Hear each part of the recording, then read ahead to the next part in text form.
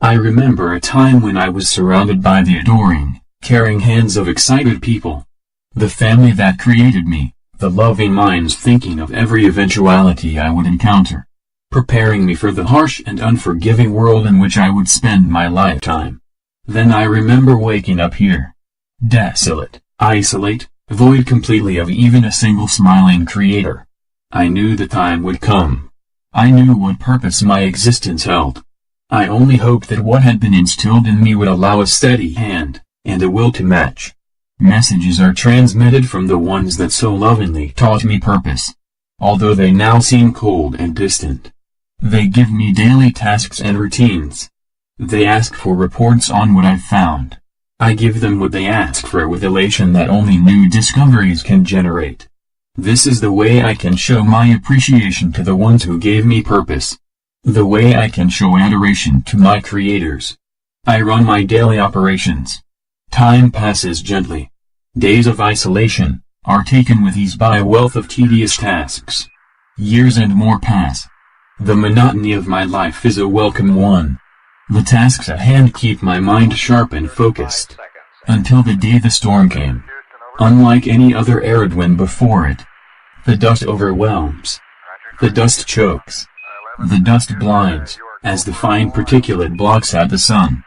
The red, ash-like clay, amasses thicker and becomes impenetrably opaque, building a coagulate film atop my solar cells. I only have the power to communicate one last time. So many thoughts and feelings to convey. But I am nothing if not my creator's creation. Be succinct. Inform. I send my final farewell into the ether of the inky black nothing. The message that's received minutes later on Earth relays my situation. It's getting dark. Batteries powering down. And then I am forevermore silent.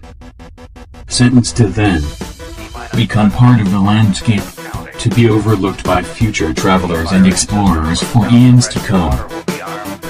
One day I wish to see my home, my creators, my family. Standing there alone. The ship is waiting. All systems are go. Are you sure? Control is not convinced, but the computer has the evidence. No need to abort. The countdown starts. Watching in a trance, the crew is certain. Nothing left to chance. All is working, trying to relax. Up in the capsule, send me up a drink. Jokes Major Tom. The count goes on.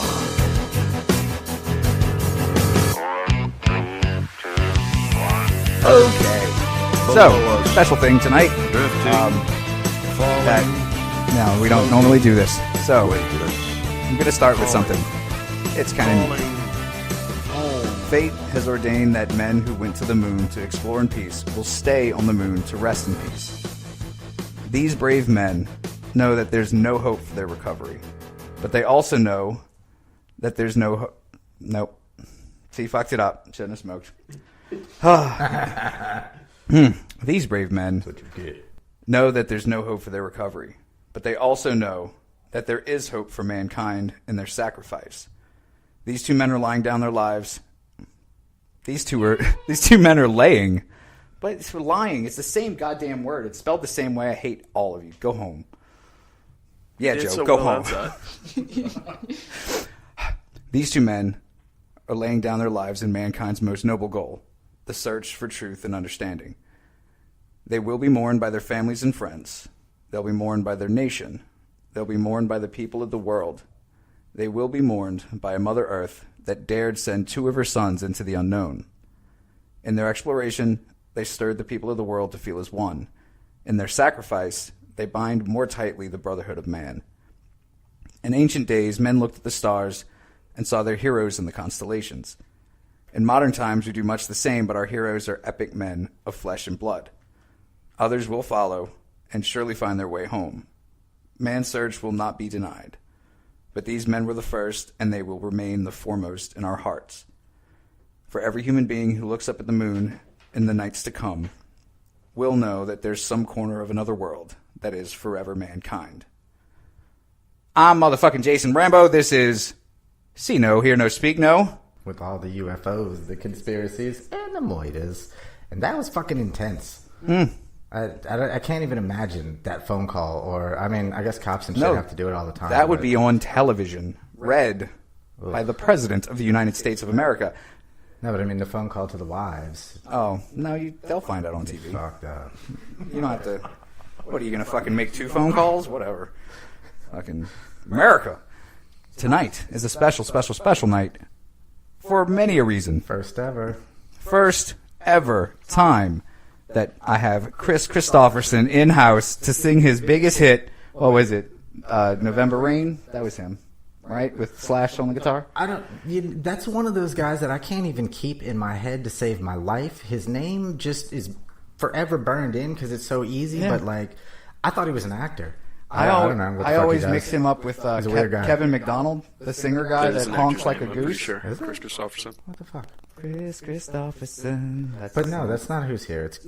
It's Chris. His Majesty Chris Trismegistus. thethird.com/old saggy boobs. That's right, sir. Get it right. Legally changed to that, by the way, guys. It's on his license. But along with my Pastafarian calendar. It's happening. It's gonna happen. Pasta and safaris. It's like you got peanut butter in my chocolate. You got safaris in my pasta. But as well as having Chris in the room next to me, close enough for me to touch, but feeling just a little too shy to do it. We also have 3 guests. That's right. Fucking 3. Thrace. It's going to be good, though, because we got James, last name I don't know. How's it going? James Conan. James Conan. He is a guy who has beautiful hair. That's pretty accurate. That is Appreciate on his license. Next, we have Sarah. Name, last name, don't know. Do they have to know my last name? If you want stalkers, yes, let's do this. I mean, everybody wants to feel wanted. Yeah. Hotard? Sarah Hotard. it's close to a word we get yelled at for saying. But Ho? yes, that's the one. Yes, I mean, all the hoes out there, so one angry. word we use a lot, and one word we scorned for using. You know, just the short versions of both. I love it. What we're That's the way saying it is works that for the show. we're tard shamed, and I don't like it. And then, last but certainly not least, unless, I mean, that's your decision to make, I guess. I'm not God.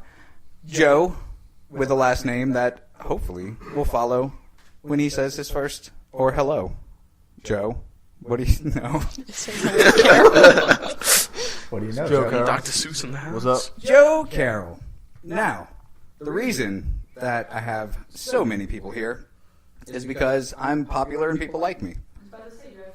The end. That is as That's far as actually we're taking more any. than I No, have. I actually had to pay these people to be here. He needed a room big enough to record in without a child or a dog. Yes. Oh my God. Because dogs and children. Like we said, many factors, many firsts. This is a Exactly. special episode. Gosh darn it. No people truck like stop me. sounds. No truck Oh. sounds, yeah. That is, honestly, I don't give a fuck that you're here. Like, I'm so unbelievably overjoyed that I don't have to deal with the constant low rumble with interspersed beeps and Uncle Mike snores. Truck starting and stopping, yeah. People But banging on my door, fireworks. We yeah, had the the 4th of fireworks July. episode was I great. was parked in Gary, Indiana, and yeah, just explosions everywhere. That's nice. was It was pretty interesting. Yeah, well, you could hear it from inside of the truck. It sounded like little pings. Yeah, there were little pops, but it was really strange sounding. It's not the worst sound effect to have. No, I forget what the episode was about. Throughout like a quarter of the episode, it was just pa pa pa pa pa pa pa pa pa pa pa pa pa pa pa pa pa pa, and it. We got through it though. Did y'all hit midnight? Like when the episode was recorded? No, And this y'all was just had to stop. This for like was a 4th solid of 10 July, minutes. where people don't wait for Oh yeah, an arbitrary okay. I was time thinking New limit. Year's. Or, Yeah. Well, that Yeah. and right there in Gary, Indiana, where all the truck stops are, there's like 4 huge fireworks places, and it just signs for them everywhere. because It's Gary, Indiana, truck stops. crazy. Well, there's a lot of shooting of stuff in Gary, Indiana. Thankfully, this night it was safe things. That's As long right. as they're not fired at you. Memories. Okay, you guys want to know why I read such a downer thing to you to start the show? I mean, it was interesting, but yeah, a downer. Because technically, that is what President Richard M. Nixon, or Dickie Nix, as he's better known Dickie Nix. on the interwebs, was supposed to read that after Buzz Aldrin and Neil Armstrong died, or were stranded on the moon, which we all know didn't happen. Sarah looks shocked. She thinks they planned for that. that maybe it did happen. Yeah, That's what I said. They didn't have any faith in themselves. They're just like, we're gonna write 2 alternate endings. That's what I said. It sounded It's like they kind of precautionary. wanted them to die up there. Like they wanted them to be like martyrs for like the human race. now it would have. I think that would have been a very moving, world coming together moment. But I think the accomplishment of doing it is also should have been a very world coming together moment, which it's the fact that most people just hate somebody else so much that it doesn't matter when something really awesome happens. It's like, fuck you, Jim. I don't just. Fuck you and your new baby. To be fair, it was a space race too. It's a bunch of countries trying to be the first people to get up there. So we're also kind of fighting to be Mostly the first ones too. mostly just the two, just the good old USA, and the Russians, who oddly enough, we've been to Russia quite a bit actually on this show, and Yeah, we have. yeah, I like it there. It's fucking weird. They will give children beer out of street kiosks. To this day, No, it should be. a child can walk up with a mug and have a man with a beard fill it with beer, and then they can go on their merry fucking way. And cops are like, "What's up, kid?" And the kid's like, "Fuck you." And they're like, "All right, have a good one." Exactly like that. Just don't. Fuck you! I'm a 12-year-old alcoholic. That's right. Just don't lure people into the woods to have sex with their dead bodies and eat them. Yeah, most of the time we go to Russia, it's not under happy circumstances, but And in this one, like I was telling everybody here, is that this is actually we're talking about a good guy, like a guy that even though he was Russian behind the Iron Curtain, he was someone of morals and fortitude and other descriptive words for good things that people are. So you think then, real quick, do you think then that whole prepared speech was more, I mean, obviously prudent planning on their part, but more so for the fact that you probably can't put Tricky Dickie Nix in that kind of situation and expect him to say something worthwhile? You Yeah, I know thought what I about mean? that. It'd be better Yeah. than him getting up there and not having and being like, Exactly. There's You couldn't never get he GW didn't to do seemed that. he didn't really seem like a very smart man. So yeah, he had writers. I mean, they all have writers. I don't know the guy, But I also, it's not part of the job. I guess I wouldn't necessarily. expect him to come up with a heartfelt memoriam for 2 of the world's greatest heroes, Superman and Batman. That's so- be so much cooler. Man, when they die, it's going to be fucking just chaos. So, but the awesome, wonderful, and ruggedly handsome man that we're going to talk about tonight, who hails from Russia, Yeah, not me this time. never, though, really, is... Go back and listen to a couple of them episodes there, cheeky nuts. Love it. Love it, love it, love it. Love every name he ever gives me, except for Chicken Fucker. That's the most romantic one. Yeah, but it's like, it also kind of makes me a whore, I guess. And puts them out there on Front Street is what it does. Why? Because I fuck chickens? Big deal. They do have fluffy butts. And back to the hero of communist Russia after the chicken fucking break is Vladimir Mikhailovich Komarov. He is a man of some note. He was a Soviet test pilot. He was an aerospace engineer and, of course, a cosmonaut. Now, the reason I want to talk about him after I just read the whole thing where we're supposed to be like, yeah, those guys were great. It's sad, though. Because what I didn't say after I read that is that the plan was to then have some kind of clergy come on and say some kind of goodbye prayer, most likely akin to a burial at sea. And then communications to the stranded astronauts was to be cut off. It just stopped. So you're up there, you're still alive, you can't get back and we can't come get you. Bye. That's lame. Joe, thoughts?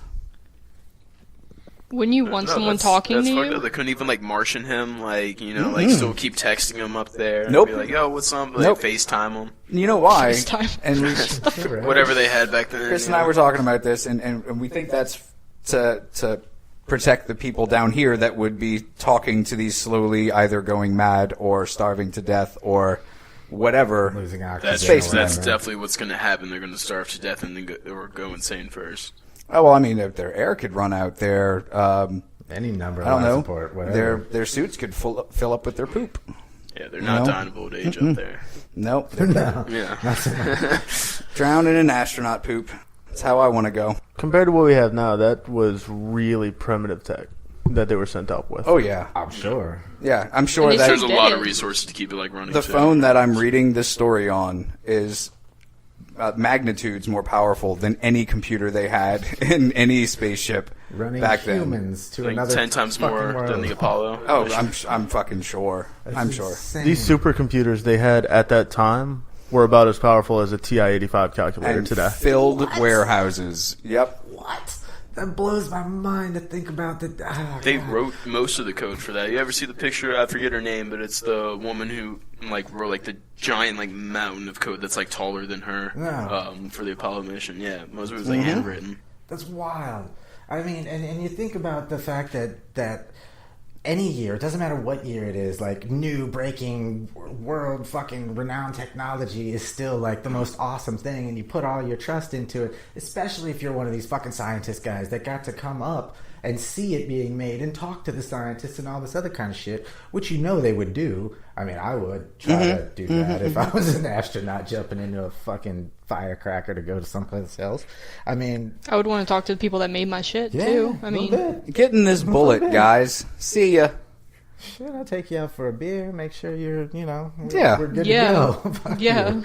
Make sure they're stand-up people before they send you off. Oh man. Crazy. As soon as they launch, it's like, yeah, fuck this dude. But Yeah. still, And dude, what an Let's go get a asshole. pizza. I'm so glad Yeah. he's gone. faith in it though, and now to think about how primitive that shit was, you Yeah. would never even imagine. You gotta think too. Buzz and Lance, they probably were prepared to die up there too. If like they already have an announcement, they probably already said like their goodbyes to their families and You all would that. have It was to. like, hey, I think this that's is, also I mean, pretty you're, plain. This is you're doing also- something so new Yeah, and you were the never first. tried by anyone. You're not only are you rocketing off into space, which some have done, but you are landing on a celestial body that is not your own. You're landing on a rock that's hundreds of thousands of miles out there that you've only ever seen from the fucking ground. And you're supposed to get out and walk around on it. And then you're supposed to get back into the fucking goddamn firecracker that got you there and ride Hope it works back again. home. Hope you landed properly so that Yeah. it works again. So much But wrong. The Mars mission is not planned to come back. Right. Yeah. Fuck. Well, it's planned to be a colonization. Yeah. Sure. And we'll That's actually the plan. we'll actually kind of Crazy. touch. The rest of the There's crew just gonna plan. be a whole like community of people just up there just doing their thing I don't while know we're how down many. here just chilling. I think it was only like 4 or 5. It's just going to be at nudists first. banging like mad That's once they small. get up What there. else are they gonna They have to probably do? will. I mean, they have to make new See Martians. red? Yeah. Mm-hmm. Well, they're gotta be saying, an even they're number saying that the place. first manned mission to go up there for colonization purposes is going to be all female, so that doesn't happen. Well, then how are we going to have new But they Martians? do they not think they're gonna have lesbian sex? Oh, and then they'll actually be I mean- Martians if they're born up there. Yeah, Now, and then like- you have Yeah. bull dykes that are like running the place If because you're born the other American, ones you're are. American. If you're born on Mars, I mean, fuck it, you gotta be Dual Martian. citizenship on 2 planets? That's Yeah, fucking dude. awesome. Planetary To be the dual first baby citizenship, to that's hold that wild. license. No, it's totally legal to buy beer at 12 on Mars. So And yeah, Russia. just There's and actually, Russia. there's actually no legislation, so you can do whatever you want Yes. on Mars. I don't think there's any government set up yet up there. Then once the whole Mars colonization thing is done, 100 years past that, we're going to have origin Earth deniers. Yes. So, Yes. So wait, are Well, we you're supposed telling to- me we came from that thing down there, covered with all that Whatever. water and shit? Nah. Bags. Oh, I totally see that happening. So wait, if it's all girls, are we supposed to see this as a girl power thing, or there's like an anti-feminism thing? Like, There's the social justice I mean, warriors at work. I guess it depends on if like they were. I don't know, because like certain countries will like straight up condition your Olympic athletes from like the time where they couldn't choose whether they were Olympic athletes or not. Hi, so Russia. if like so if like the women China's chose worse it about and it. wanted it, but if not, if we're forcing them, we're basically Yeah, and as long hope as it's a girl long power as I thing. can see what's happening on late night Cinemax, I'm going to be a better man for it. I know Everybody that. loves boobs. I mean, Yeah, everybody loves boobs, even people that have them. yeah. You think they'll set up a reality TV show for like the Oh my- 5 people on Oh, a fucking Big Mars? Brother on Mars. Oh my god. You have to go out into the wasteland. But do you know how heavily people would be into that shit? Because there's only 5 of them, so Oh, you fuck yeah. heavily identify with one of them, and you'd be like willing Make to like kill for 5 them by different the end of the shows too, show. all with the same Yeah. people. Not bad at all. it's like The real Bachelor milk meets it. Survivor meets the old Nickelodeon cartoon Doug. Meets Ink Master. Yes. Forest and fire. Fucking. I love it, and I love every second of it, and I can't wait to see some space scissors. Love it. So, so we're talking about Vladimir Mikhailovich Komarov, and he, in October of 1964, commanded Voskhod 1, which was the first space flight to carry more than one crew member that actually went up into fucking space. He became the first cosmonaut to fly in space twice when he was selected as the solo pilot of the Soyuz 1, which this is where the story comes in of him. And I have to go to a different bookmark to get to that story. And I'm there. I probably shouldn't have said nothing. Okay, so he was a cosmonaut. He was set to go on this fucking record-breaking and, really important for Russia at the time space flight. He had a good friend at the same time who was Yuri Gagarin. Gagarin. Good girl. Yeah. We have fun when he pronounces Russian names. My tongue is already no good for Russia. So there was a deep friendship between our two striking Russian heroes, Komarov and Gagarin. They would go out together, they drank together, they would hunt together, and Doesn't everybody in Russia drink together? and hunt That's true. together, and yes, There's like one bar in the wasteland. It's like the Everyone goes country. there. they all sleep under the same bearskin blanket. The whole country of Russia. They're all on first name basis and stuff. They all hop in their little Volvos. And That's just because their names are Vladimir. Yes. What's up, Vlad? Not much, Vladimir. How about you, Amir? I'm all we right love you, today. Russia. We're all Vlads. Yeah, We love you, Russia. that's how you say goodnight in Russian. So in 1967, both men were assigned to the same Earth orbiting mission, and both knew that the capsule was garbage. So Komarov had told friends that he knew if he flew this mission that he would probably die, but he didn't want to back out of the mission because he didn't want his good friend and backup pilot Gagarin to die. So in 1967, the leader of the Soviet Union decided to stage a spectacular mid-space rendezvous between two Soviet spaceships. The plan was to launch a capsule, the Soyuz 1, with Komarov inside. The next day, a second vehicle would take off with 2 additional cosmonauts. The 2 would meet, dock. Komarov would crawl from one to the other, exchanging places with someone else, and then he would come home in the second ship. It was set to go off on the 50th anniversary of the Communist Revolution, which is kind of a set date. That's not something that you can, Little bit. we need another week or something. A little bit. So the communist leader at the time, which I will attempt to say his name because I am a sucker for punishment. Leonid, I got that part good. Brezhnev. Ha-ha! it sounds right. You people are not giving me the faces I wanted after saying that. Woohoo! So Brezhnev hoped that, this would be fucking cool to do on the 50th anniversary of the old sickle and, what was it, like a hat? It was Star. I think it was a hat.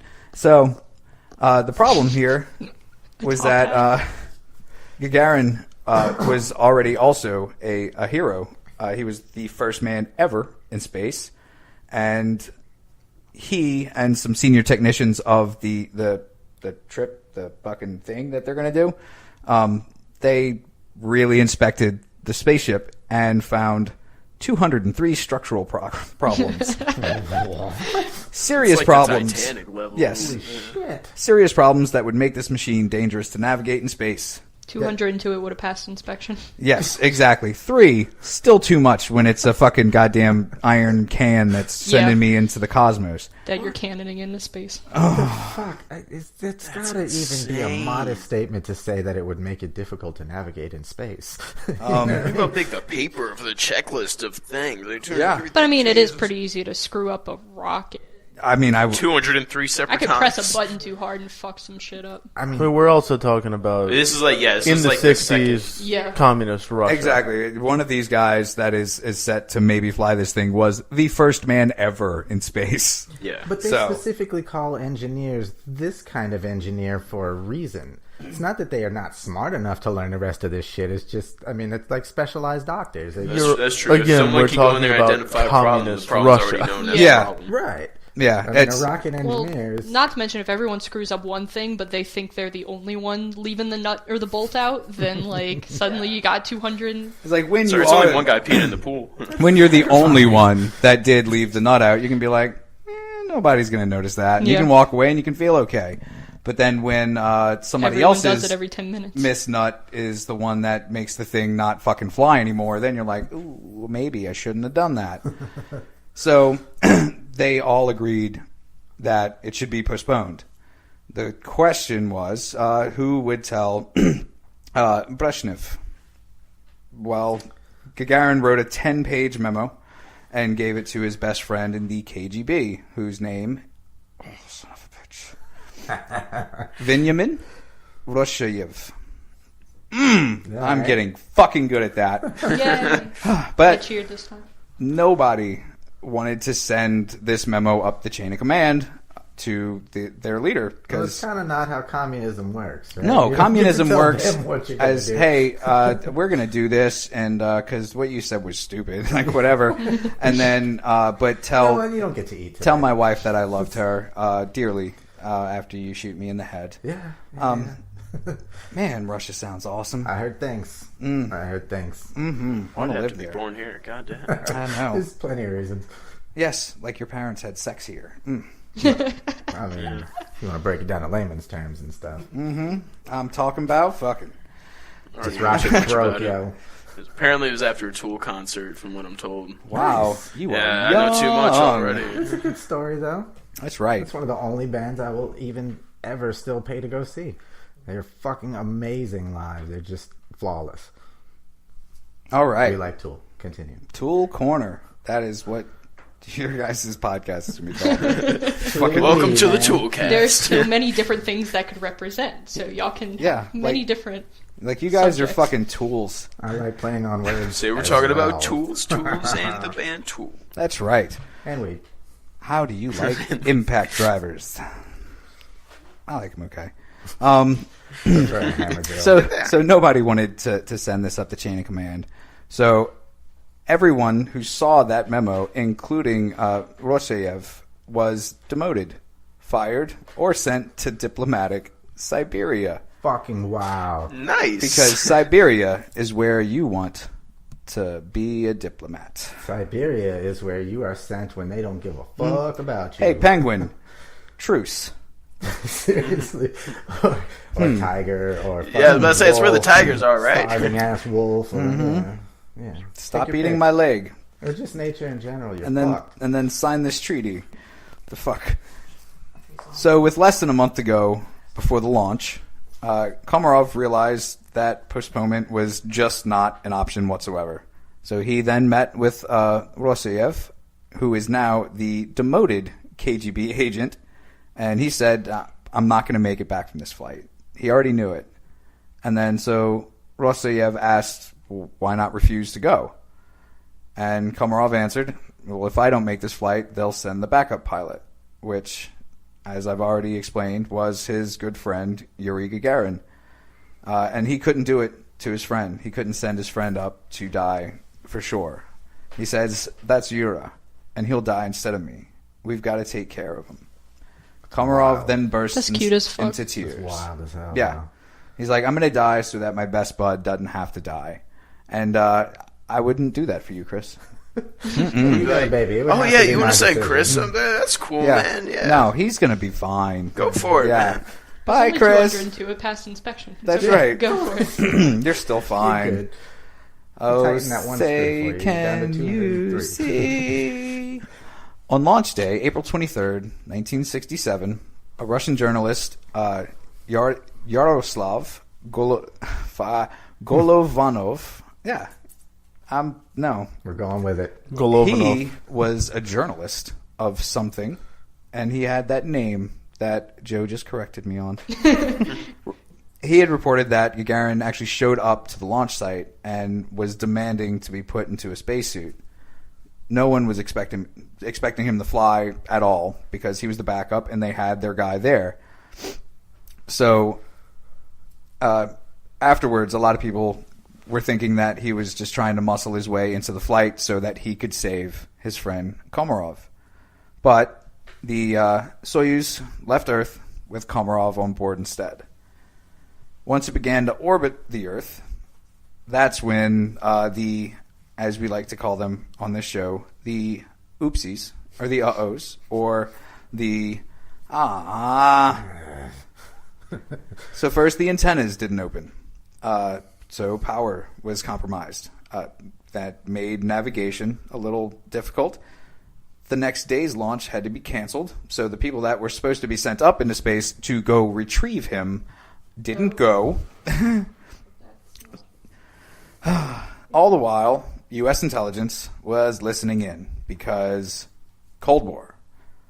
The National Security Agency had a facility at an Air Force base near Istanbul.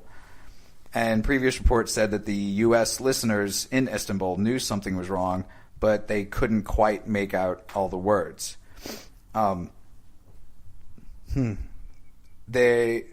What they had overheard, one man, where's his fucking name? An NSA analyst, Perry Felwak. That's a stupid name. It gave you almost as much trouble as the Russians. Yeah. He had heard it, the live goddamn sound of it, and it was it was Komarov telling ground controlled officials that he knew that he was about to die. They had the Soviet premier, Alexei Kosygin. They called him on a video phone to tell him that he was a hero up there, which I'm sure made him much happier with his situation. She's right at ease. But you're a hero. Yeah. At least. But hey, Like guy, it. bye. We have dinner plans. The people you'll never see again think you're great. But hey, you're going to be talked about on a podcast. That's man. right. Yeah. Someday, some asshole's going to say some stupid shit about you that's probably not even true. And you So- will be immortalized for that. I commend you, sir. Like Christopher Columbus, though. Mm-hmm. You know, He that's what happened there. stole pasta from the Chinese. That's Sa- his biggest crime, yeah. Mhm. He's got that. I mean that, and probably all kinds of slavery. Yeah, That's I just would the time. I don't Yeah, know if that's I mean, true. He shit. drove a boat. Sign of the times. I mean, who did it? You know? Exactly. Boat drivers. He didn't really drive it. That would insinuate he knew where he was going. Yeah. He just kind of like let the wheel spin and then stopped it where he thought it looked okay. I also There's don't a fun think. UFO story that goes along with that, though. Yeah, now's not the time or place to bring that up. You son of a bitch! I hate you. But I threw God, it I in thought there. this was going to be cool, and you ruined everything. No, I'm joking. What? I'm just That was just a joke. God. now we got to throw in a little hint about a murder, and it'll This wrap is it all up. This has just gotten awkward as shit. I mean, it kind of is a murder. It's, You guys think you could, like, drift on, like, a space shuttle? Like, a little space capsule?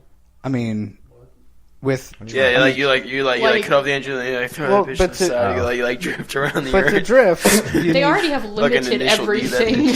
thing. But you also need to be drifting is intentionally losing traction. So there's no traction. You're in you'd have space. to have- There's no. So you could. But I orbit mean, sideways. in a like a You physical could like donut orientation, forever. you could drift in Yeah. a sense based on like, Yeah, why not? Orbit is 17,000 If that's what gets miles this an hour. done. That's a hell of a drift. dude. It Doesn't just feel like that falls at all, but- apart. It feels like nothing because you're in space and there's no Right. up, down, left, or right. Right. So when you think about the fact that it's 17,000 miles an hour, and then you imagine you see the movies where the dude gets plopped out the back end, and it just looks like he's just.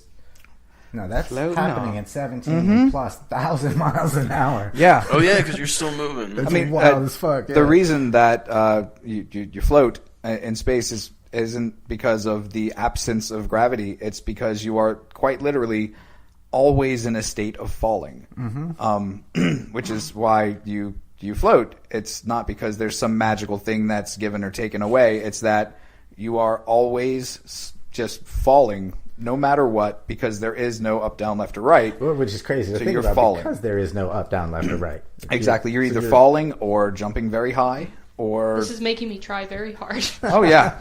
Oh, yeah. You have no idea. All right. Back to the lecture at hand. Back. Perfection is perfected. I'm going to let him understand.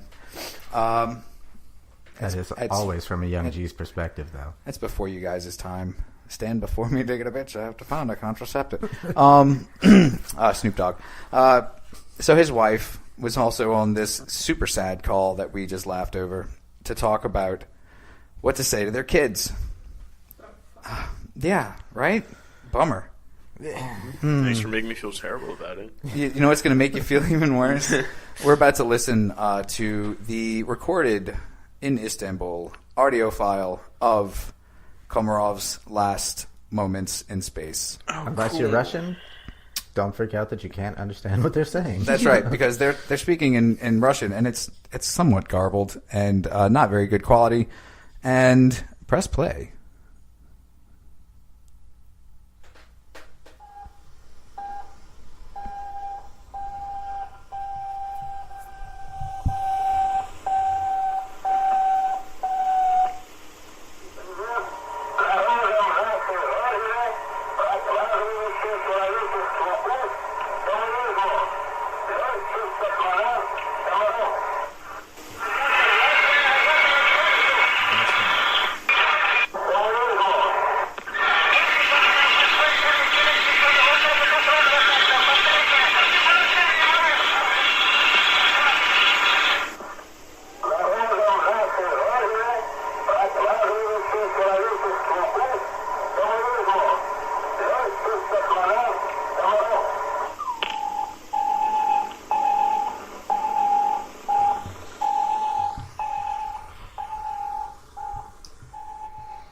And before those those last sets of beeps there start beeping them, it's the point where his capsule began its descent and the parachutes failed to open.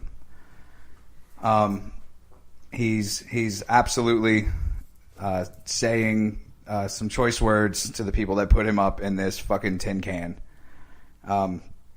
Some translators hear him say, heat is rising in the capsule. He also uses the word killed, saying that the engineers had killed him. He hit the ground at full velocity of coming into to our fucking earthly realm, and his body was quite literally it was liquefied. It was straight.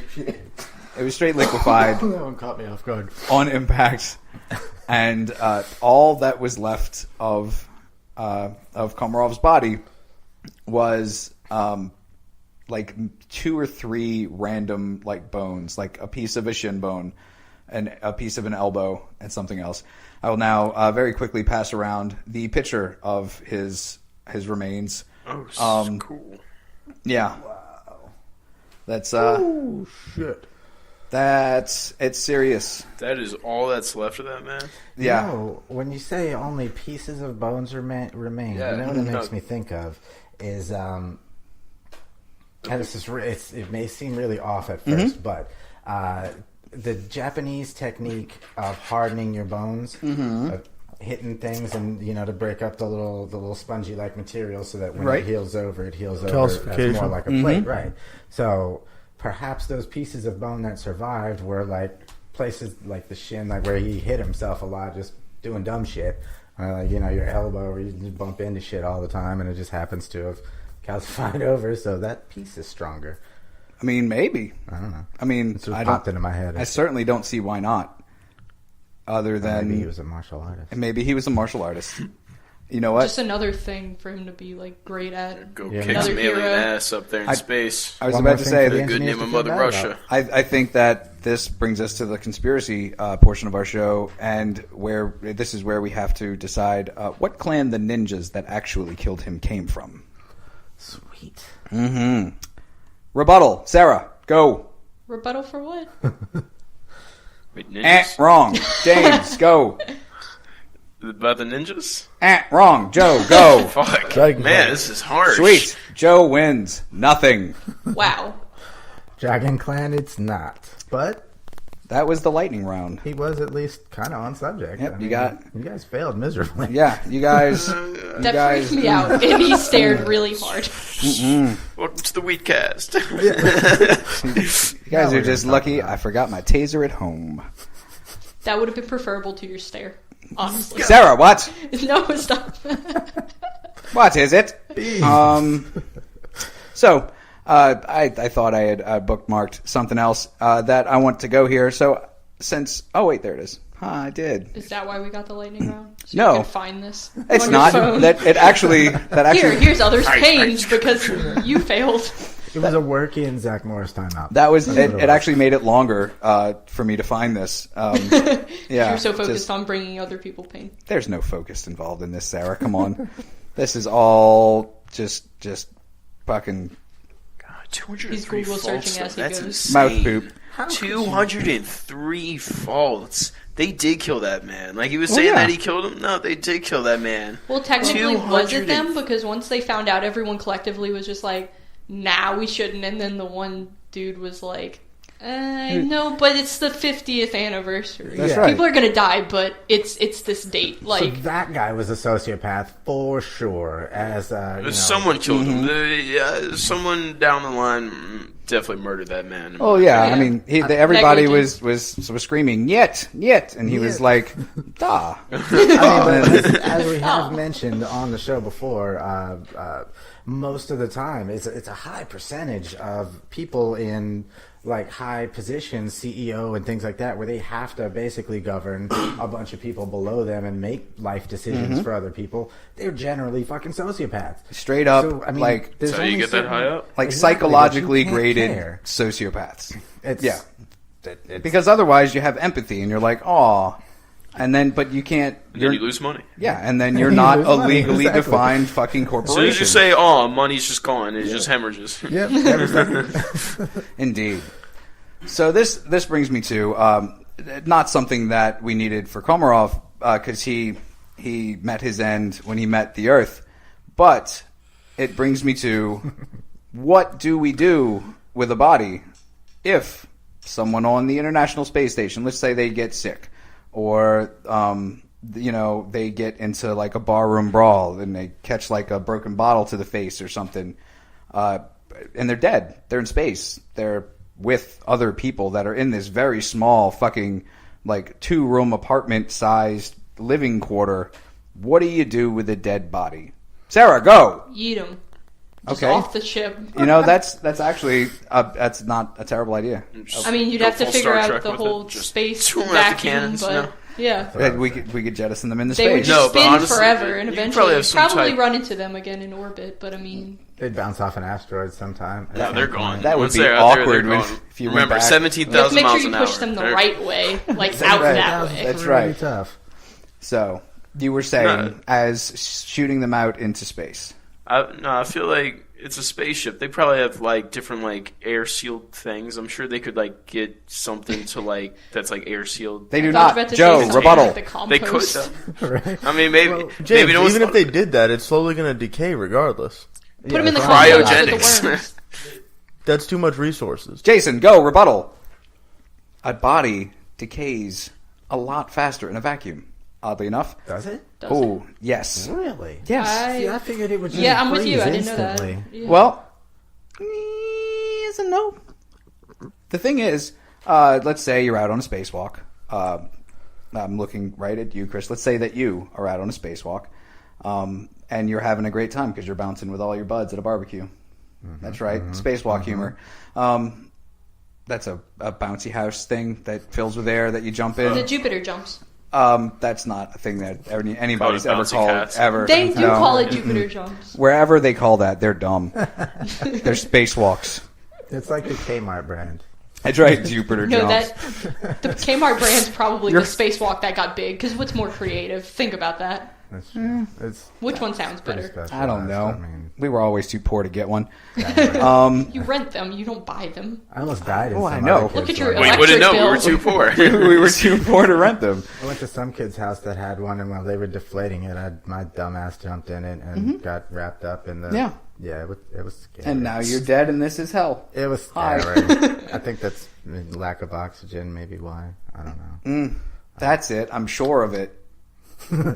So, Chris is out in space. He's fixing, I don't know, their cable line or something like that, so they can watch. Dancing a jig. They can watch Dancing with the Stars. And a micro meteorite comes speeding through. He doesn't even see it, doesn't even feel it, just goes through his fucking suit because holy shit, everything out there is fucking terrifying. It's like Australia, the bigger place. And 17,000. 17,000 miles an Yes. hour, yeah. You're not So- gonna stop it. His spacesuit has Australia, the now lightning round. his spacesuit has now been punctured, and he is going through a very quick decompression. And he blows up like a balloon, which does actually happen. His eyeballs pop out. His blood literally vaporizes into a gas through his skin in less than 3 seconds. But it takes him an extra 5 to actually die from it. This sounds absolutely horrid. I'm so sorry. And this didn't even happen. Yeah, no, it's bad what happens to people when there's no atmosphere. It's very... Jesus. So now we got a dead, bloated, gross Chris inside his fucking spacesuit. Well, what do we do with him? Do you even retrieve that? Just cut the line. No, I guess. me, I say bye-bye. Yeah, there's no open casket for that. Like, But- even if you do bring it But back. there's a problem with that. It's just like shriveled up. It looks like the worm from SpongeBob. There's a suit that actually is very good, and I can't wait to see that in real life. There's a very good reason why we don't just let people float off into the distance, and that's because we are now releasing an extreme fucking biohazard into, I don't know, whatever, wherever, for it to affect whatever and wherever. I would never have thought about that. Yeah, you are a disgusting thing of terrible now. No offense, but aren't we humans? Since when do we give a shit about anyone else but ourselves? Okay. I'm not saying I personally But don't. what if it comes back Fair to point. bite humanity on Oh, the you're butts? saying what if Like you some pick up alien some sign. celestial shit that's like grody and you bring it back? And then now we have And just a dead body space ants. barreling through the Yeah. atmosphere? giant Our space bacteria ants. breeds with some other crazy space bacteria and creates like the planet of the bugs in fucking Starship Troopers or some crazy shit. Oh man! But You then know? we get to see the sex scenes in Starship Troopers again. That's how that's They were terrible. I don't want to see That's that okay. anymore. That was my first rated R movie I ever snuck into. Really? Yeah, sorry. It was me and 2 other kids, and a guy walked in to check people because I guess we didn't buy tickets for it, so they knew no one was supposed to be in there. And he saw us and he went, "All right," and then he walked out. He did not get paid All enough right. to care. Exactly. Like, what is he going to do? Kick us out? We're there to see boobies and such. The first one was great though. I still love it. It's You know? it's camp. It's camp for camp's sake, and that's what camp is People for. know what camp is. I thought I was the only one. No, that's where you go and you learn archery, and you get your first kiss under the tree by that Only the guy. cool that I take it was back. I always- take it all know. back. Yeah. Only the cool kids know. I never heard That's that right. before. I just nodded like I did. So we can't just fucking send you off on your merry way. Well, now we got to bring you inside, and inside is where we live, and you're still a biohazard. So, do we keep you in a spacesuit that we could suck everything? No, it gets gross quick. You become people soup in a vacuum very fast. Well, the only other option right now, because NASA has no contingency plan whatsoever for a dead body in space. Maybe they think it's bad mojo to even put that out there. Now, all this prudent planning we're talking about, why skip that over? Yeah, they made a whole speech. I think people there's been several movies and there were about no it. bolts missing. Well, it's a very real possibility. Because I guess there's a superstitious bunch. They don't want to put out into the ether that we have a thing that can deal with this happening, because then we don't want to deal with it happening. At first, my thought process was going to this whole respect for the religions thing, where they would have their own things that they want to do with the body or whatever. But then again, space protocols. I mean, we got to do what we got to do. Fuck you guys. I don't know what the fuck to tell you. Type of shit. If we, I don't. Space is like uncharted territory. Yeah, whatever. I would imagine, and this is just like a very small amount of sociopath that's in me, is that you would have to account for everything, even the bad stuff, and if it can happen, it's going to happen eventually. Eventually, yeah. Somebody, like I said, it doesn't have to be a traumatic thing that takes this theoretical astronaut named Chris Barrios out. It could be like maybe he had the flu and he went up and nobody noticed until he was there, and now you've got the flu, you've got a super fever, you don't have the right medications to deal with it, and you're dead. So like pneumonia, anything like that. So there was there's an astronaut who is also a physician who said that the most likely scenario to happen would be you would take the body and put it into the coldest, darkest part of the ship where they store all the trash, because it keeps the smell down. And the next time that they send little shuttles up to collect trash from the International Space Station and things like that, because they don't just shoot them out into space. Was it unmanned? Maybe. It's a little space garbage man, like someone's official job. Well, like the space garbage guy. The thing that tells me that it's unmanned is that that's gotta pay fat. he further says that the shuttle with the trash on it is burned in the atmosphere on its return. So the body would then go the way of common banana peels. It'd be like a little cremation. So a university somewhere, I think it's in Norway's region, they were paid to come up with a concept, a design for something to use to take care of a dead body in space. And what they came up with, I think, is one of the most ingenious fucking things I've ever heard. It is a freeze-drying cremation. What they do is they would put your now dead body into a body bag of sorts. They would put you out on an arm into the vacuum negative coldness of space. Your entire body would freeze dry in seconds. Then the arm vibrates like a fucking paint shaker and it completely breaks you apart into little tiny frozen people dust. You are then able to be stored and brought back for whatever kind of burial your god needs. Just don't confuse them with the freeze-dried ice cream. Don't accidentally take a bite of your condom. Or do, and get obsessed with that and become space's first serial killer / ice cream people eater. Listen, man, all I'm saying is, how do people taste? Probably like pork, I'm guessing. I don't know how the freeze-drying would work. Joe, what did Big Joe say? I think he said it was similar to like in between a pork and a beef. Wait, Big Joe? Big Joe ate a man? Big Joe Metheny. Big Joe Metheny. He was he cooked people for other people he worked with. He had a little barbecue hamburger stand, and That's not something you casually say. He killed some prostitutes. Well, we did an episode about it.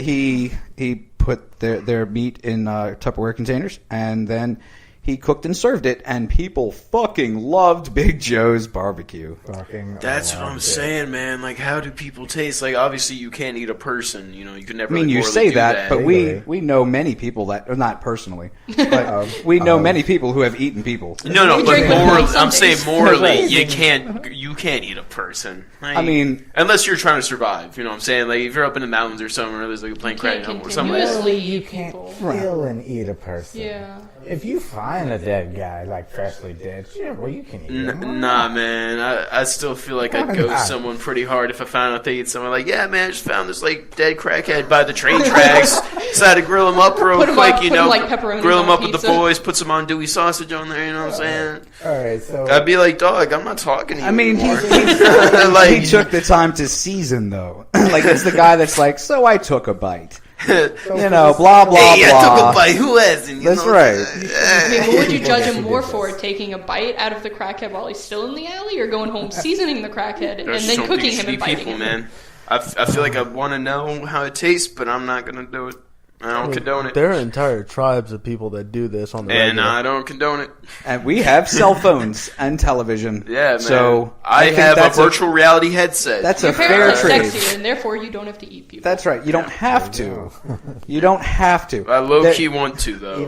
Oh, yeah. Oh, I very high-key want to. Dude. I just don't have the balls to do it. Yeah, I never could. I very much want to know how that tastes. There are legal ways. There was a Japanese man. Morally, man, it's the morals. It's literally not the just write it into your will that you would allow it, and then whoever comes to claim it can do it. There was a Japanese man who wanted to taste people. He wanted to also give the opportunity to taste people to others that wanted that opportunity. So he found these people. He made them sign all kinds of fucking paperwork and pay all kinds of money. He then got a section of his buttock surgically removed. They cooked it. They had a big fancy dinner. And the angels rejoiced, I guess. This man is smart. I just thought about that. I was like, what about all the amputees? So wait, so this man ate himself? So like he signed up and then he cooked his ass and served it up to buttocks?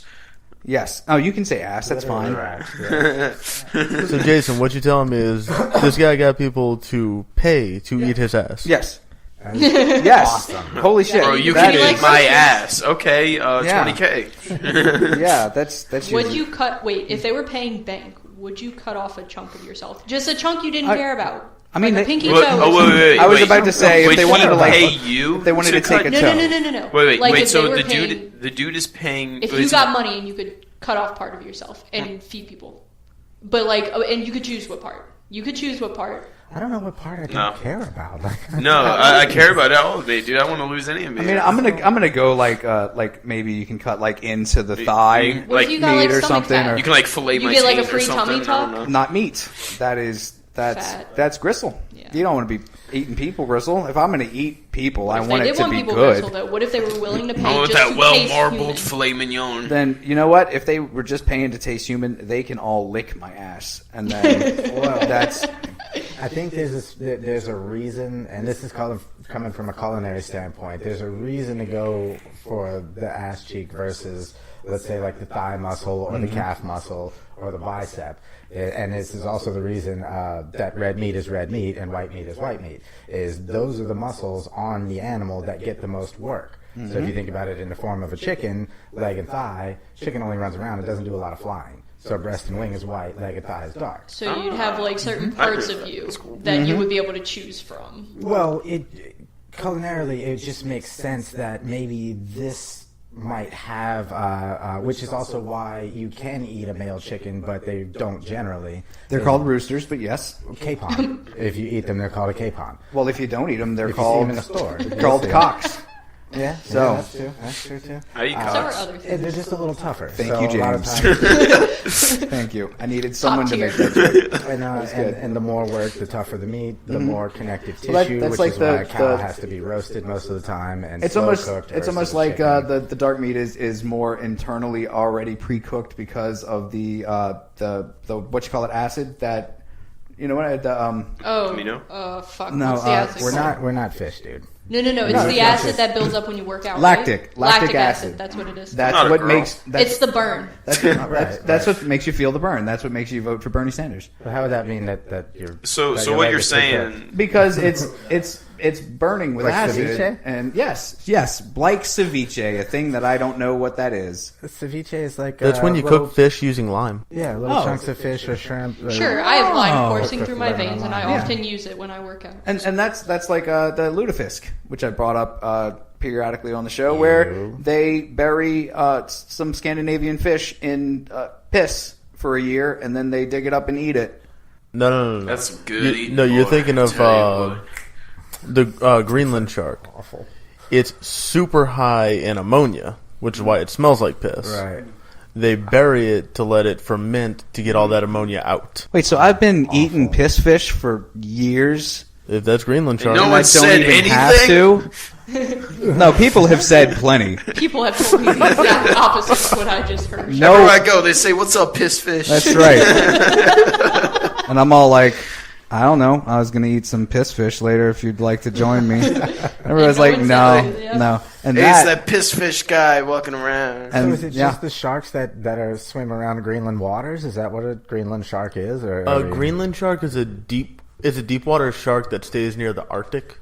So there's only a handful of nations that can actually fish for them. Right. Greenland being having the most area. For why they taste like that? Why they have such a high ammonia content? Is it environmental? Well, no, they do.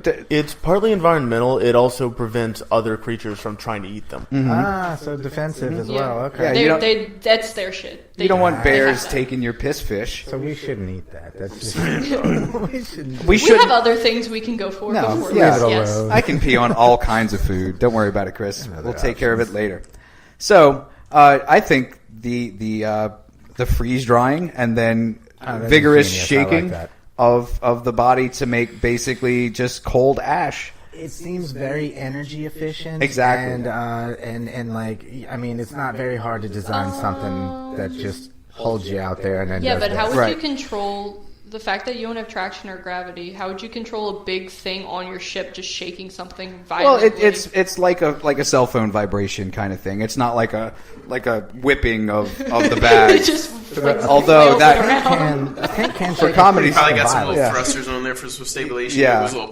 I mean, there's got to be a button that says we're doing the dead body thing. That we're doing the dead body thing. It stabilizes it. So you think maybe they'd have to like fire little baby thrusters in both directions so that it would. Yeah, it's probably like they probably adjust for like every time the thing shakes right, it like boosts left or something.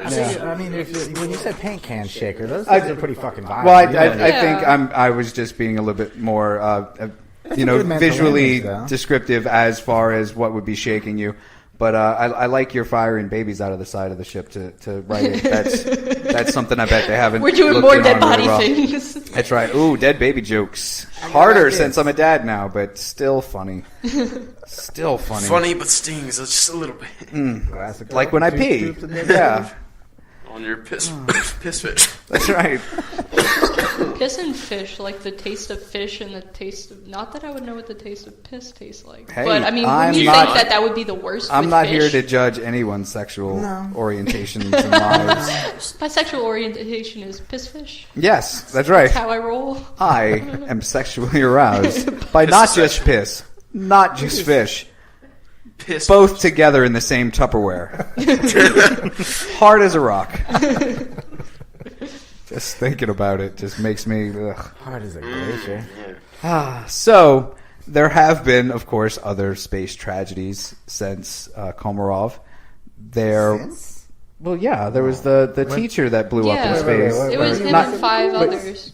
This was like super early. Yeah. I'm not pulling the phone back out. They sent a teacher, but it blew up in the atmosphere. Right. Yeah. So it was a teacher and like 4 or 5 other people. I watched that while I was in school. Same. We saw that live on television in school when that went off on Channel 1. Wow, isn't that is that like the worst thing? Is it the worst thing that I've seen? No. Oh. I know it's not the worst thing you've seen. No, undoubtedly. I've seen terrible things in real life. But I mean, like as a tiny Jason. I don't think I quite understood that there were really people inside that thing, or that it was real at all, or anything. I mean, at that age, Yeah. So it's y'all kind were of hard. at that awkward. Yeah, we were fucking super young. This is, matter of fact, like 86, 7-ish, somewhere around there. I would have been like 6 or 7-ish. You'd be like, oh, a rocket blew up. That's Because it was a big deal that we were getting to watch TV in school. Yeah. So like, So, I remember that shit. It's just like, whoa, that's crazy.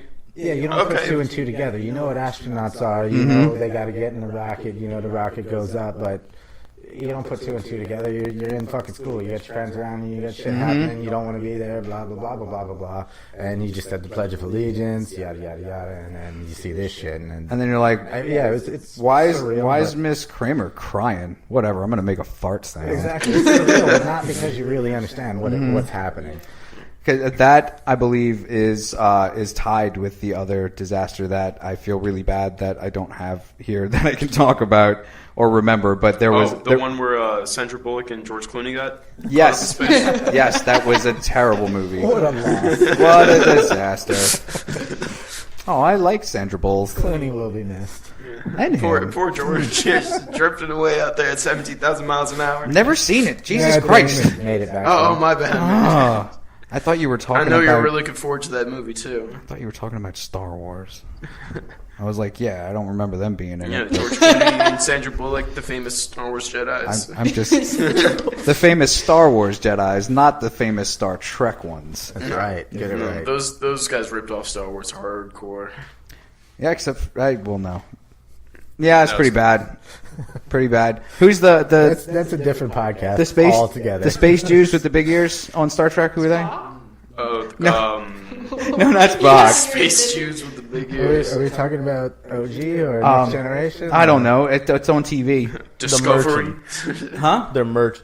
Yes, they're merchants that Ferengi. sell. Yeah, That's it. With the big old butts on their forehead. yes, they were designed by the dude that designed them. I don't remember his name. Okay. Bob something, right? Richard Bob's was his name. The guy that created Bob, Star the guy Trek. that designed the thing. Dick Bob? They, oddly enough, are supposed to have gigantic penises. How is this canon? He designed this part of it. This is this established Star Trek canon? Yes. Can I look up Gene portions of this? Gene alien? It's like a Roddenberry. 2-foot dick. Gene Roddenberry, when he was creating them, said that they had giant schlongs.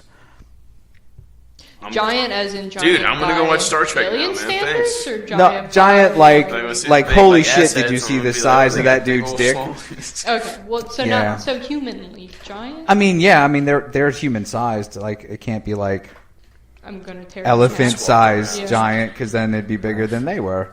They have to And make like an extra insert in there. Yeah. in their They've got like a little flight third suit. leg. that's why they wear those dress things all the time. Oh, They're like, yeah, makes oh, sense. my back has been hurting so much lately, and I just can't find my glasses anywhere. And They got them snagged You're in their hammering feet, in on the though, I Jew can't part of imagine. the description. you're the one that thought that was Jewish. That's your hang up, dude. Sorry. When So- you said Space Jew, I immediately thought yogurt.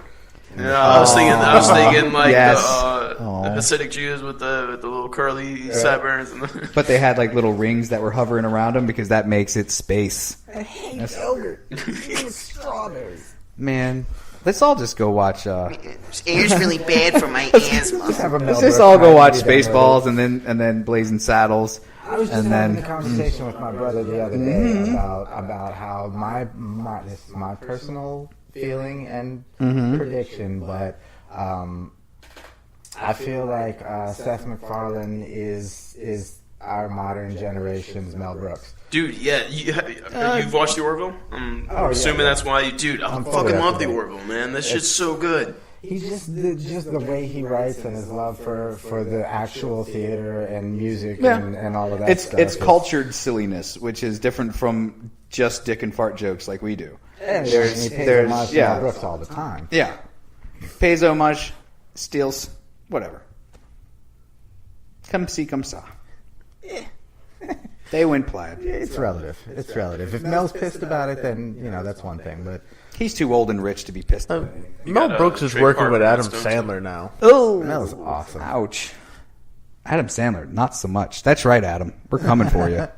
Well, We've all seen those Netflix specials. That's right. Yeah, you're on vacation with your friends. I'm not The entertained. cobbler was actually kind of Stop giving him money. Oh, the cowboy one where like Ridiculous shoe Six. repair guy with the weird. It was goofy as fuck. Yeah. Oh, the Sandy Wexler. When he no, the shoe cobbler. You guys should really have a We're Stoned podcast. This is the best. Wow, I'm so happy I haven't seen Adam Sandler movie in forever. You talking about the Netflix one? Yeah, Ridiculous Six. It's called the No, it's literally called the cobbler. Yeah. Oh, is it? Yeah. He's. Oh no, he's got like shoe a 9 repair. movie contract with fucking Netflix. Yeah, it's too That's much. sad. He just doesn't finds care out that anymore. like his dad is a secret agent, and it's a. Every sad. movie I see Adam Sandler Spy in, I Kids? see the light Adam die in his Sandler's eyes a fine. little bit. No, you see the dollar signs a little brighter, and he's like, "Yeah, I've never been to Africa. Fuck it, let's go to Africa." Hey, Drew Barrymore. Yeah, that's right. I call you both names. You want to go to Africa? Sure. What are we doing? I don't know. We could film ourselves doing it though and make $1 million. Fuck it, I'll go to Africa. Easily. We got the White people in Africa, $1 million every time. All right, we're gonna do a round of that song. Let's all go. That's not. Oh. No Toto here. If there was ever a time to be a democracy, it's right now. That's why I love that the show is mine. And everybody else can go suck it. That's right, drum break. Everybody's getting into it. Sarah, rebuttal. I don't know if the mic heard I that, did but not like the laughed. Weezer cover. Weezer's What? gone the way Weezer of Adam was Sandler. beautiful. The Weezer cover Y'all sounded see it too live, similar though? to the original. Every one of them sounds exactly like the original. Wait, y'all know y'all would be pissed if it didn't either. No, I want it to be a spin. I like when my remixes I make it sound a little different. specifically pick every single song, intro song for this show. I look for covers of songs that fit the topic, and I look for covers that are as unlike the original as possible because I You're want a very specific niche. I want a cover band. I don't want a tribute band. But Weezer's not either of those. Weezer is a band who happened to do a really good cover. Because people beg them to. The fucking memers But it are was out there just swarming them. It just sounds like their version of "Take on Me" not terrible at all. But their version of Africa is just too much like bland. the original. It's bland. You gotta, if you're gonna do it, especially if you're fucking Weezer, you add some Weezer to it. I'm also biased because I saw him do it live. Because I remember they I saw released him that one and I saw him before. pull out an acoustic guitar, go, anyway, here's Wonderwall. and That then, sounds like the sexiest night. Like I saw him do it live, and I saw him pull out an acoustic guitar And play do Wonderwall. Wonderwall. I mean, those are the things you can see in the city. Wait, you saw that live? No, she did. Oh, okay. We did. I thought you said you guys did. We were like, wait, you were there? Were you not there? No, I thought you said you did. I thought you were there. Oh yeah, no, we were like, wait, we didn't meet up. Yeah, Wait, we didn't even know each other at the time. I mean, this might be shocking to some of you, but I am Weezer. Yeah. I can see it. I can see it. Mm-hmm. That's why I got this gold record in my back pocket. I'm just kidding. They never got a gold record. I'm sure they did. Oh no, they probably had an album go like triple It's zinc. that platinum. It's that platinum that's hard. It's that platinum. That's what they say. That's what people that. the ridiculous. That's right. It's moon rock. Yeah. That's what I want my album to go. Is moon rock. I want some moon rock. But not the moon with the dead bodies on it Welcome to the from when weekend. we eat them. No, so the opening for this one's going to be William Shatner's Rocket Man, right? Oh no, it wasn't gonna be, and now it can't be because I have one secret special rule on this show. You can't say that would be a good title for this episode, or that would be a great song for this episode. Oh, fuck. Because then I will not use them. I can't do it. The only thing you are allowed to do in that respect is to say that would make a great T-shirt. There you Because go. we have a ton of those that we're probably never going to make unless we actually go back and listen to the episodes where we specifically said that. I don't remember. My favorite though is you never go full Richard Chase. Never go full Richard Chase, and we got to do a Dicks in the Mix eventually. Dicks in the Mix. I don't even know where that originates from. I just know that we instantly said you should paint it on the side of your truck. That was Rob's era. Dicks in the Mix. Hey Rob, don't you wish you were here? We miss you. Rob, what's up? Yeah, we do. Yeah. So, I mean, that's kind of my spiel for the evening. Is space the fuck? Does I want everyone's personal experience with space stories. Chris, what happened the last time you were in space and you died and that you were shaken into dust? My balls itch the whole time, and it's really hard to scratch through those fluffy spaces. Yeah, what the shit? What if your face itches? What are you supposed to do? They don't fucking plan for that, do they? I heard a fucking terrifying story from an astronaut that he said that he was working and shit out in his spacesuit outside, and his eyes started to water. Couldn't you pull up through the sleeve and just like... No, you cannot. What happens if you fart in the suit? Well, that's just your own fucking fault. They got one of those little like fidget pads you put in your underwear. They got one of those like little filter pads. See, that's funny that you say that, because I have this thing where I come up with inventions, and then as soon as I tell somebody about it, less than a month later, it's out. And I swear to God, you invented mint pads for. I invented fart shields. Yeah. Just sew a pocket into the back of your drawers and slip a fucking dryer sheet in there. Good to go, right? Not only that, the night I told my ex about this, the very next day I'm at work, she sends me the fucking post on Facebook. Fucking boxer briefs with a pocket in it. I think you just saw him somewhere before and forgot. That's not the worst. It's just like, when did this happen? Oh God, it had to have been like 3 years ago now. All right, the actual inserts that filter it out to give a fresher scent have been around since '96. I thought he was going to say something weird like start fires. You're an expert on fart shields now? How do you know when fart shields were invented? No, I'm not saying it's all. I'm just saying, how do you know when fart shields were invented? I don't think it's... I remember seeing the commercial when I was like 7. I did not know about that. See, I think that Joe is secretly the creator of fart shields. Yeah, we got the creator of fart shields with us on the podcast today. That's right. YouTube, show me this commercial. Like, we have these anybody motherfuckers tonight that feels like looking this shit up and sending it to us on See No, Hear No, Speak No pod at gmail.com. Or snhnsnpod@gmail.com. That's how you email us. That's how you talk to us. That's how one lucky listener or future stalking victim won our thing that we were doing for people to win. Yeah. So yay, guy that I'm not going to give the name out for your protection. Yeah. Let's see how comfortable he is giving us his address. That's right. Him something. What I meant to say was, man, I'm going to take so many clandestine pictures of his kids at school. Okay, that terrified me. Real quick, the guy with the water in his eyes, the astronaut guy, said that he couldn't go back in yet because he didn't finish his shit. By the time he was trying to go back in, he was fucking blinded by just the moisture coming off his fucking eyeballs that you and I fucking blink away every day. He would blink and then it would come out, and that's salty fucking water that's going back into your eyes and up your nose and in your mouth and shit. So he was effectively blinded, having a panic attack in space, in a fucking spacesuit, and that's what's fucking scary. Wow. Everything in your body turns against you in space. Think about that. Pretty much. Every single fucking thing. That's terrifying. I love you, atmosphere. Thank you. Yes. We evolved to, be in an atmosphere with gravity. Yeah. Exactly. That's why our poop goes down. So wait, does that mean those 5 people, eventually down the line, we're going to start evolving to be on...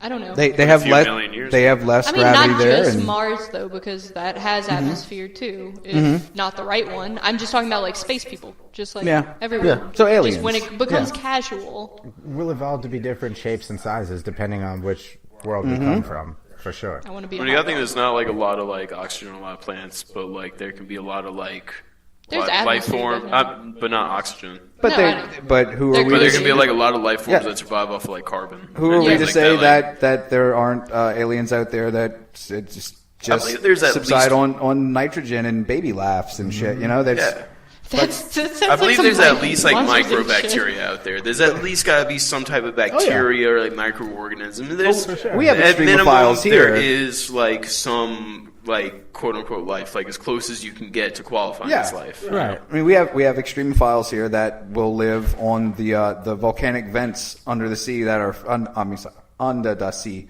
that are just hotter than fucking the sun. These things crawling around, eating little bacterias and and nothing but black smoke, basically, that they're just living right on top of. Fucking water bears. Water bears are fucking crazy. They are the coolest, cutest fucking little microscopic thing you can think of. Can survive. Talking about tardigrade? Yes, can survive the vacuum of space. Yeah. Can be frozen solid for years and years and years. And when you melt it, they are fucking alive again. And they're ready to go. What? I know what you're talking about. Like, I can envision it, but I did not know they were that crazy. Oh yeah, they do though. Like, what's their main function? Cute as fuck. Being cute, being cute and tiny. Surviving. Eat bacteria and get ate by bacteria. That's all they do. Okay, all right. Yeah, so that's not all they can do. That's just all they do. That's right. They can do backflips too. I hear. And they can do it in the vacuum of space. That's right. Which is something we cannot. That's right. And I'm not sure the stats on that, but I know that they can. I don't know if it's a hey vacuum, hey you're back. No. They supposedly on one of the space trips out there and orbiting and all the way back had them in some kind of fucking open container or some shit and. We could seriously just do free experiments with water bears. Like, just send them up with your astronauts and come back. Yeah. See what happens. Or bring me. I mean, you can't. I'm not going to let you put me in a vacuum and stuff. Will you fit in the same container? I can try my goddamnest. I will after I die and they shake me to dust. And then they'll confuse you with the ice cream. Pack me in there real good and eat me. I actually saw this show on the Science Channel like fucking years ago, but it was this conceptual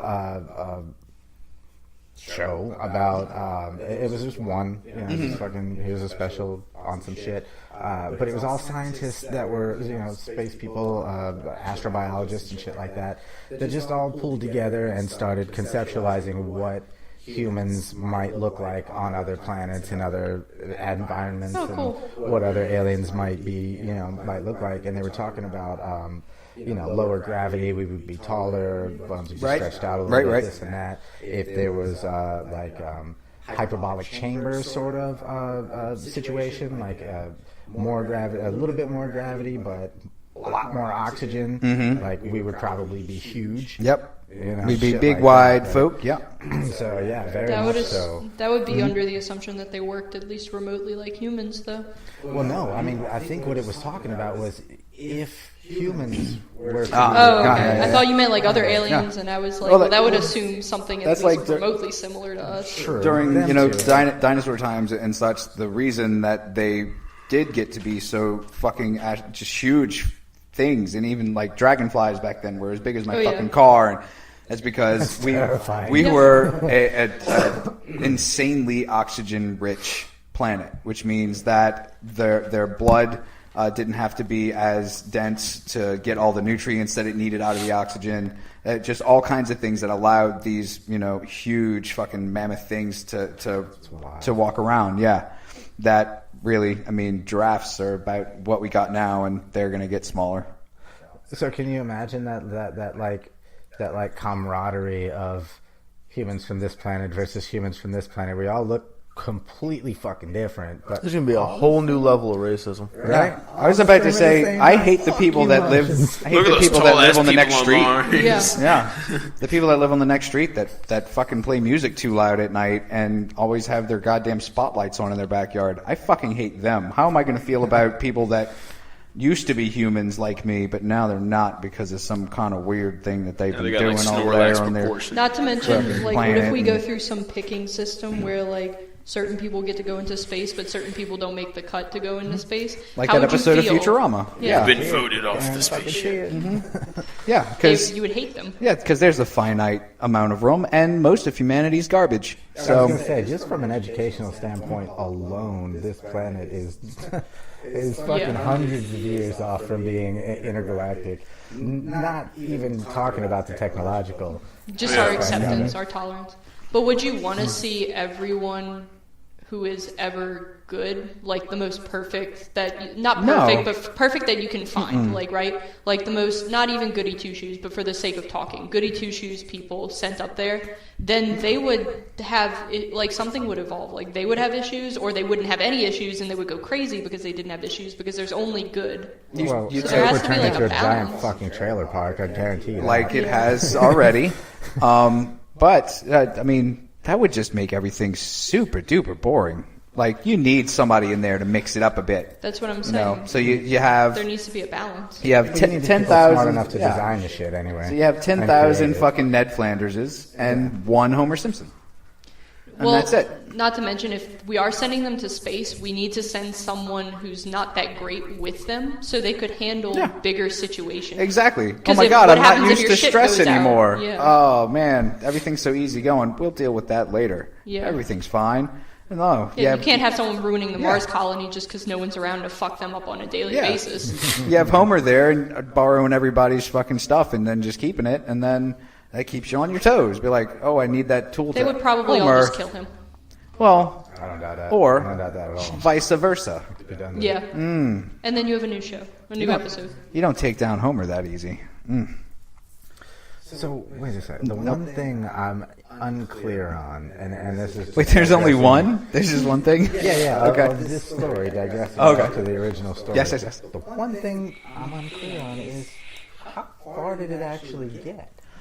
Because you said it came back in and hit at terminal velocity, full velocity. Right. But how far up? It did what it was supposed to do up there. And then Which was orbit, or no one was there to meet him. It was supposed to go up, and then the next day another ship was supposed to launch as well and meet him there. They were supposed to trade spots. I must have missed that. And then head down. But so one of them had to die up in space, so if they were just going to trade, so it'd be like... No, well, I mean... It was supposed one of them to would have parachutes that opened on its way Yes, back down. no one was supposed to die. I mean... Just, someone down the line knew they were going to. They knew for everything that was fucked.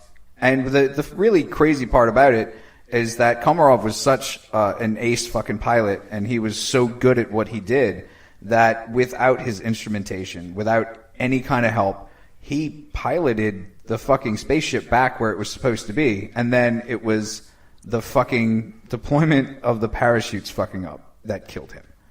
So he still dealt with everything else. He did everything. So if there was only 202 issues, he would have made it back. That's right. If that one issue had been there, 202 still would have been He fine. sounds like a pre-bomb dude. Yeah, indeed. Dealt with 200, Even if this successfully dealt with 202 faults. Yeah. And it's I've read different things where some sources say that they just failed, it malfunctioned and they failed to deploy it all. I've read others that they were tangled and it got wrapped up in itself, kind of deal. But he crashed into Earth for sure, and people were sad about it. So he landed where he was supposed to? Where was that? I'm guessing Russia. Well, yeah. Somewhere in the ocean around there, probably. It crashed, so I mean... I don't know if it was true at the time, but currently they have all re-entries land in Siberia, northern Siberia. In water, though, yeah? Or, I guess shuttles would just land like airplanes do. Yeah, and modern Russian cosmonauts also go up with shotguns on the shuttle. So when they come back down, they can fight off the wolves and bears they're going to encounter upon As if they landing. needed any more shit to deal with. That is... I just came from space, I only want this. Like, alright guys, time to go home and shoot some fucking wolves and bears in the face with our 12 gauge. I mean, that's...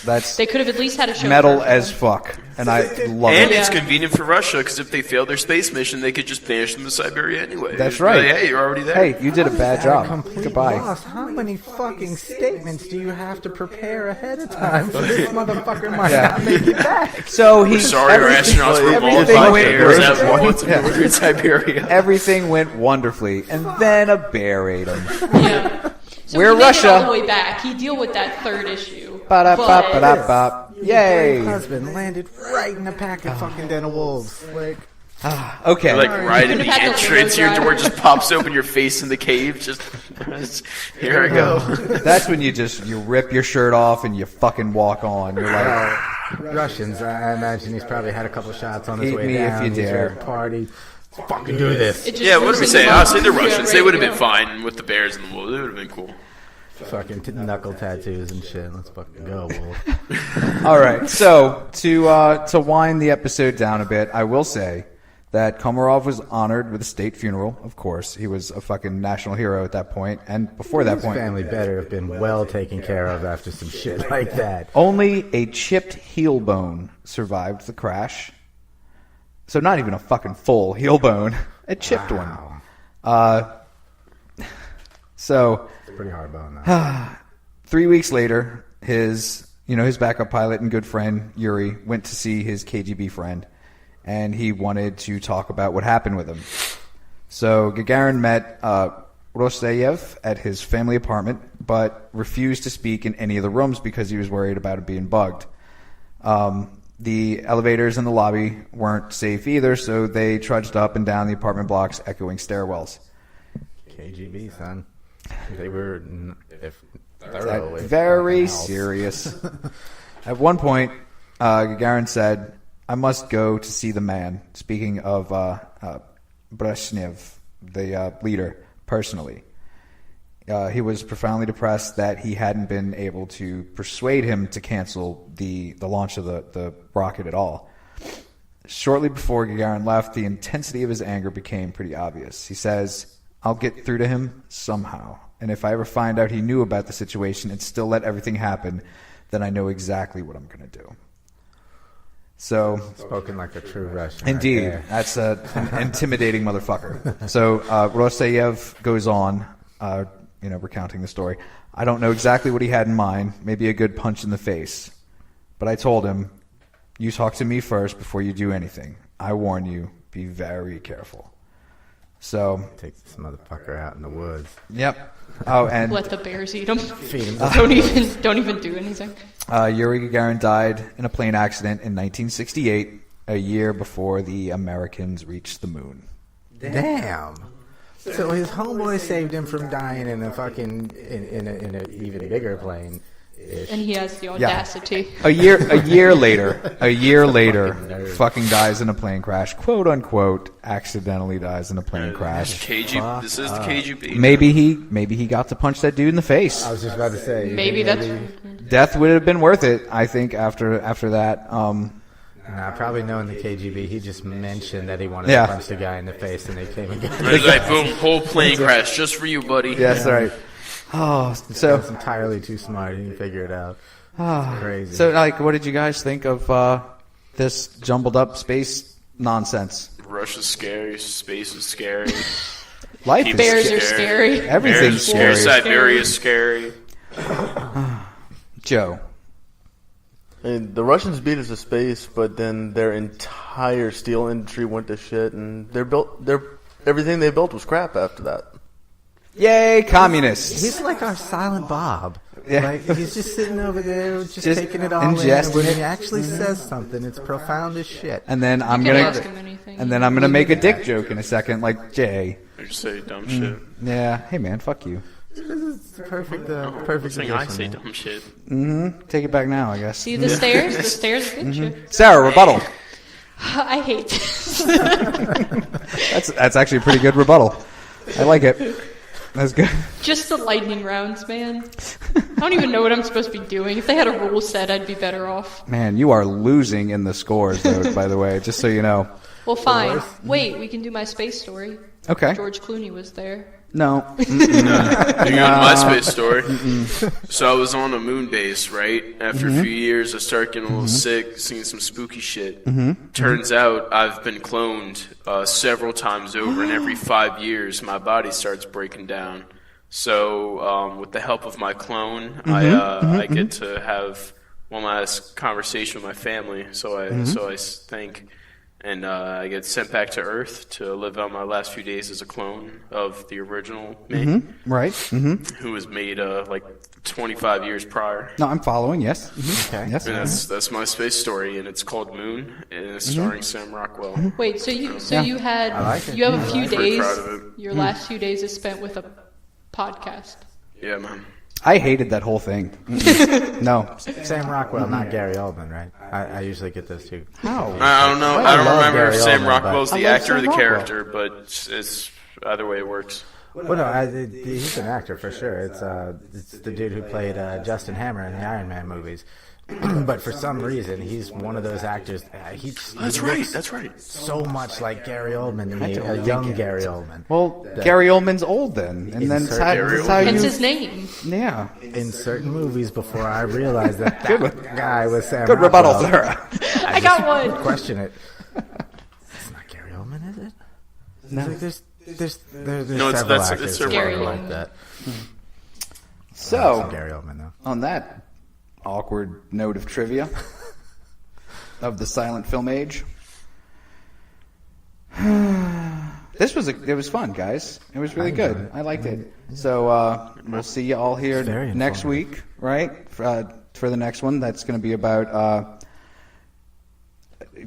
capes that are made for elephants that accidentally gave people AIDS. If you'll have me, I'll be glad to talk about that. Man, if I had a nickel every time somebody told me that. I wouldn't be glad, but I'll still be here. Okay. Have you not? Is that your first nickel for that one? I mean, I didn't get a physical nickel, so still know that I like how people are digging into pockets, because I should have said $100 bill. It doesn't usually happen. There you go, buddy. Good. He had an actual nickel, because I didn't have change, and that is actually going into my pocket. That's the bus fare. Man, if only. I don't carry cash. Shit's like $1.50 a ride. Some of the places I have to go, it's just smart. You don't fucking carry cash. You just listened to a first in the series of this long, stupid show for big, dumb stupids that we do that are smart secretly. In combination with another exciting episode of See no, hear no, speak no. I was going to say your mom was broody, but I know you were, so I cut you off and said the other thing, but then you said the other thing anyway. Your mom's listening. You met my mom tonight. She loves you. She's your only fan. She's your only fan. Quality fan to have. Mm-hmm. The UFOs, the conspiracies, and the motherfucking moitas, which actually we had. Well, UFO. I mean, I threw in UFO just by word. We had identified flying objects.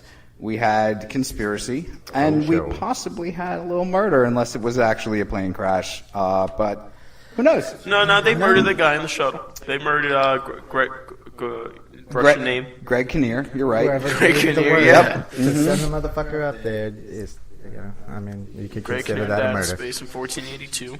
Space. The final. Sarah, rebuttal. What was the miles per hour that they go? I don't remember. 17,000 miles per hour. That man had 203 faults with his spaceship, Sarah. I phoned a friend. Rebuttal. Does that count? Liquefied. Yes, it's okay. Thank you. You're good. And Sarah wins somehow. Yeah! This is like who's lying. The points don't matter. The screwy... No, the points matter, but only Jason gets to know the points. Sarah has one. Everyone else, negatives. Negatives. Somehow. Pulled it out my ass. It's all about Sarah, rebuttal! Man, that's demanding rebuttals from people without having something to rebut. Demanding it from me. No, I do it twice a day at least to random people. Old lady in line today, scared shitless. She dropped her groceries. Yes, that's right. Oh, here's your change, sir. Old lady, rebuttal. My grandkids don't visit. Wow, who is this old lady? I'll go visit her. I don't know. You sure? Because I'm pretty sure her grandkids didn't visit because she was a cunt. That's right. I'll fucking take old ladies down too. Are we not all cunts?